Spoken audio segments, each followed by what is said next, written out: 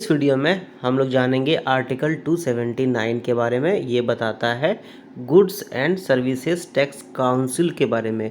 ये वीडियो थोड़ा लंबा होने वाला है, लेकिन हम लोग इसमें काफ़ी बारीकी से जानेंगे जीएसटी काउंसिल के बारे में। ठीक है, तो इस आर्टिकल के अनुसार ये बताया जा रहा है कि राष्ट्रपति को 101 अमेंडमेंट 2016 में जो हुआ था उसके जस्ट बाद उसके 60 दिन के अंदर अंदर जीएसटी काउंसिल का गठन करना होगा, और वो हो चुका है।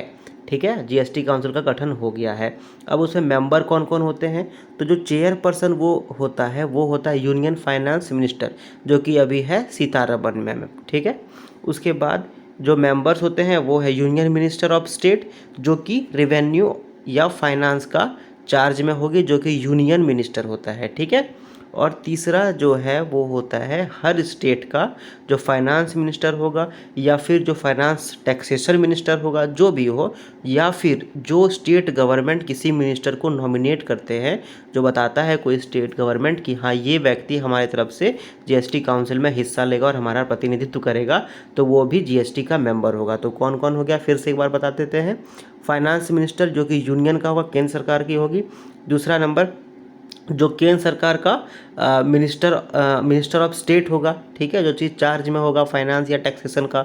और तीसरा जो कि राज्य सरकार खुद किसी को नॉमिनेट करके वहाँ भेजे जीएसटी काउंसिल में, या राज्य सरकार का कोई फाइनेंस मिनिस्टर। ठीक है, और जो राज्य सरकार के जो फाइनेंस मिनिस्टर हैं, मतलब भारत में भी 29 राज्य है, तो 29 राज्य का जो फाइनेंस मिनिस्टर है वो आपस में डिसाइड करके एक वाइस चेयरपर्सन का सिलेक्शन किया जाएगा, और वो लोग डिसाइड करेंगे कि वाइस चेयरपर्सन कितने दिनों तक जीएसटी काउंसिल में रहेगा।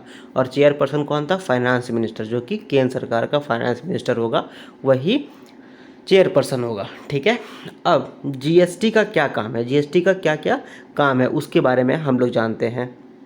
तो जीएसटी का पहला काम ये है काउंसिल का कि वो ये बताएगा कि कौन कौन सा ऐसा टैक्स होगा जो कि केंद्र सरकार लेती है, राज्य सरकार लेती है, या फिर म्यूनिसिपैलिटीज़ लेता है, या पंचायत वगैरह लेता है। तो इन सब टैक्सेस पर जो जीएसटी लग सकता है उसके बारे में जीएसटी काउंसिल जो है वो रिकमेंडेशन करेगा। ठीक है, उसके बाद जीएसटी काउंसिल ये भी देखेगा कि कौन कौन सा ऐसा सर्विस है, कौन कौन सा ऐसा टैक्स है जिस पे कि सर्विस टैक्स नहीं लग सकता है। फॉर एग्जांपल जीएसटी काउंसिल ये कह सकती है कल जा करके कि जितने भी खाने का वस्तु है उस पर जीएसटी नहीं लगेगा, तो हम लोग बड़ा खुश हो जाएंगे। ठीक है, तो ऐसा कहा जा सकता है, ऐसा किया जा सकता है जीएसटी काउंसिल के मेंबर्स के द्वारा।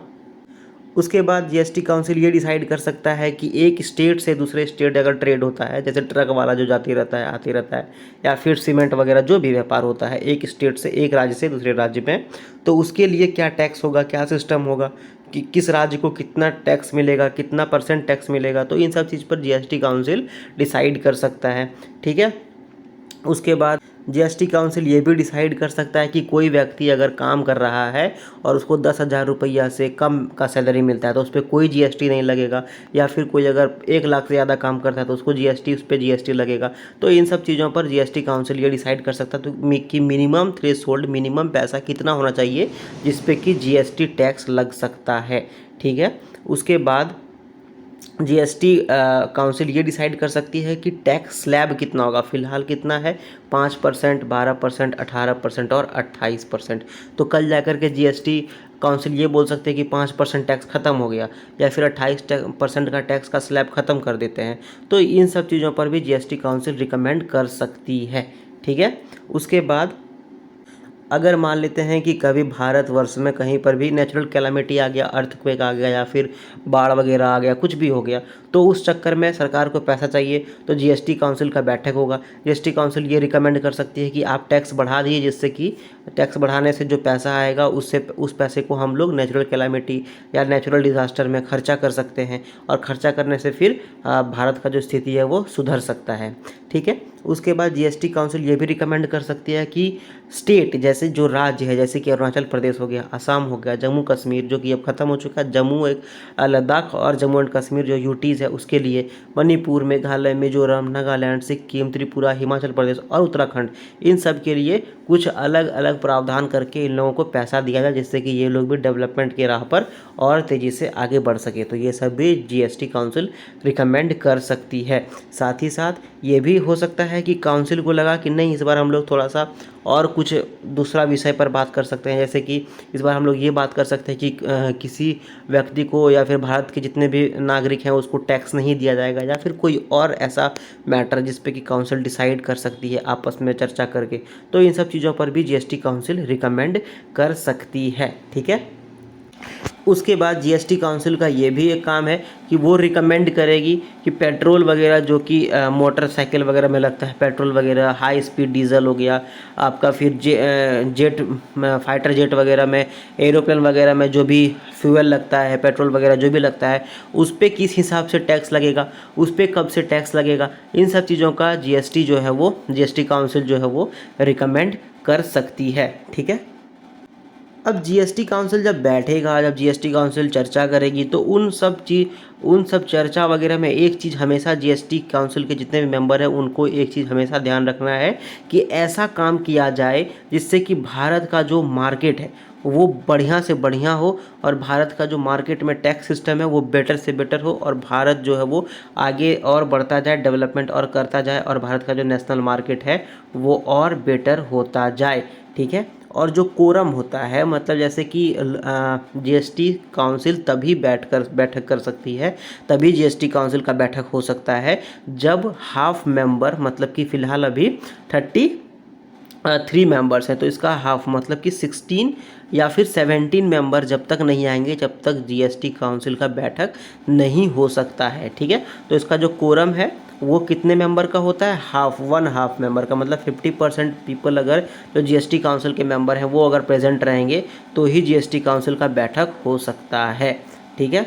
उसके बाद जीएसटी काउंसिल का जो बैठक होगा तो उसमें जीएसटी काउंसिल के मेंबर खुद से डिसाइड करेंगे कि किस हिसाब से बैठक होगा, पहले कौन बोलेगा, उसके बाद कौन बोलेगा, उसके बाद कौन बोलेगा, क्या किसी के पास वीटो होगा, कितना देर का बैठक होगा, 2 घंटे के बाद चाय पानी होगा, वगैरह वगैरह जो भी है। तो उसका जो प्रोसीजर है कि काम करने का जो तरीका है वो जीएसटी काउंसिल के मेंबर खुद आपस में बैठ करके वो डिसीजन ले सकते हैं। ठीक है। अब वोटिंग का बात आया, तो जब वोटिंग होगा, कोई भी चीज़ पर प्रस्ताव दिया जाएगा, फॉर एग्जांपल केरला बोलेगी कि हमको 15% जितना भी पैसा कमा रहे हो आप केंद्र सरकार, हमको 15% पैसा दो। ठीक है। अब उस पर वोटिंग होगा, तो वोटिंग होने के लिए, वो प्रस्ताव को पास करने के लिए 3/4 वोट, मतलब 75% वोट जो है वो, वोट का जो परसेंटेज है वो केरल के पक्ष में अगर जाएगा तो केरल का बात माना जाएगा। अब जो वोटिंग का प्रिंसिपल है, जैसे यूनाइटेड नेशंस में होता है कि किसी किसी के पास वीटो होता है, किसी किसी के पास ज़्यादा होता है, तो उसी हिसाब से जो जीएसटी काउंसिल है उसमें कुछ कुछ वोट का परसेंटेज बढ़ गया है। जैसे कि जो सेंट्रल गवर्नमेंट है उसके पास जो वोटिंग परसेंटेज है वो है 33%, मतलब अगर सारे स्टेट वोटिंग करेंगे तो हो जाएगा 67%, और 33% वोट है सेंट्रल गवर्नमेंट के पास, मतलब जो फाइनेंस मिनिस्टर वगैरह इधर से जो नॉमिनेटेड होते हैं उनके पास 33% वोट होगा। ठीक है। और जैसे बताए, जो बाकी राज्य है भारत में, जितना भी स्टेट गवर्नमेंट है, सब का मिला करके 67% वोट होगा। ठीक है। 67% वोट होगा। और अब हम लोग आते हैं इसका अगला प्रोविज़न पर।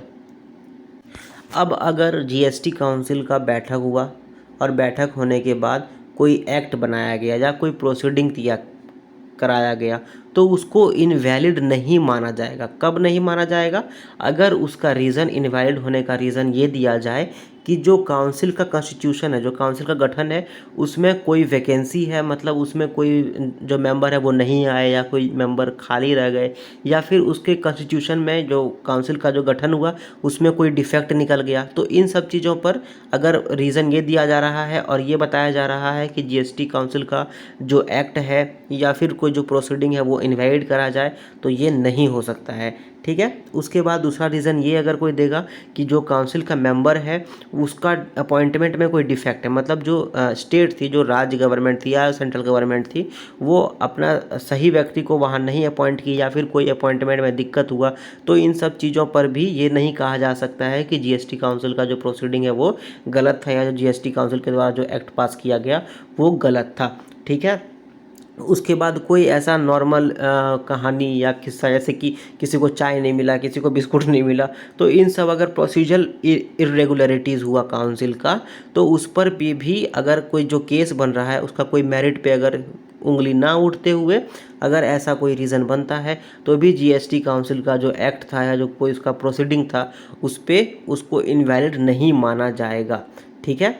और आखिर इसका प्रोविज़न ये है कि जो जीएसटी काउंसिल है उसको एक ऐसा मैकेनिज़्म, एक ऐसा तरीका इस्टेब्लिश करना चाहिए जिससे कि कोई भी डिस्प्यूट जो है वो जल्दी से जल्दी समाप्त हो सके। अब वो जो डिस्प्यूट होगा वो किस में होगा?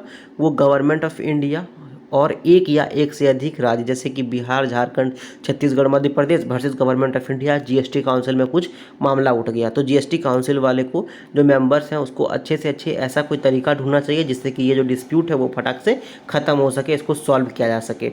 उसके बाद अगर कोई डिस्प्यूट ऐसा उठ गया जिसमें कि गवर्नमेंट ऑफ इंडिया एक तरफ है और कोई राज्य एक तरफ है या फिर कोई और राज्य एक तरफ है, मतलब राज्य के बीच में बिहार वर्सेस झारखंड या फिर government of India versus Jharkhand GST council में मामला उठ गया, तो इन सब चीज़ों पर जीएसटी काउंसिल को ये देखना चाहिए कि ऐसा मसला जो है वो फटाफट सुलझ जाए। ठीक है। उसके बाद